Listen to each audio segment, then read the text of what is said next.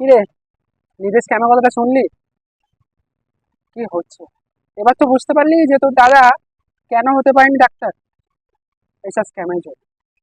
এবার তাহলে ভাব, যারা সত্যিকারের পরীক্ষাতে টপ করেছে তাদেরও লোক সন্দেহ করছে। করছে কি করছে না?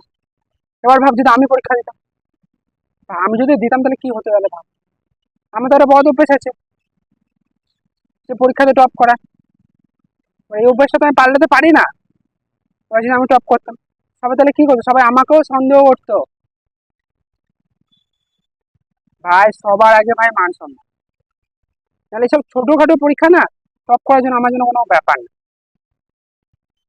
সবকিছু একদম মান সম্মানের জন্য সবকিছু। এইটা শুনেছি যে কিছু কিছু জায়গায় এখানে শোনা আছে যে পরীক্ষার এক্সামে যে পেপার আছে সে পেপার লিক হয়ে গেছে। এটা কতটা ভাব, কতটা আনফেয়ার জিনিস, কতটা ভাব। ভাই, লিক যদি হওয়ার এটা সব জায়গায় হোক, সবাই এই সুযোগটা সদ্ব্যবহার করুক। তো ওই ছেলেগুলো কথা ভাব, যারা কিছু না করে শুধুমাত্র পড়াশোনা করে পরীক্ষাতে ভালো মার্কস পেয়ে যাচ্ছে।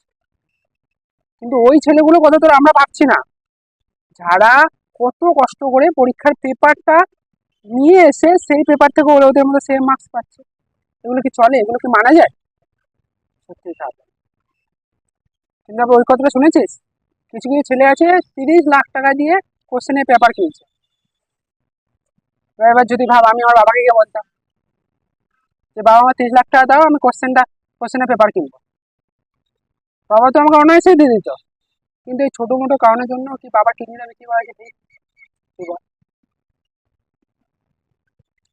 আবার তো এরকম স্ক্যান হয়েছে জানিস তো, প্রচুরই খারাপ, মানে কি বলবো। তুই যদি চাস, কারোর বদলে তুই গিয়ে পরীক্ষা দিতে পারবি। সত্যি বলছি আমি, কারোর বদলে গিয়ে পরীক্ষা দিতে পারবি। এরকম স্ক্যাম আছে।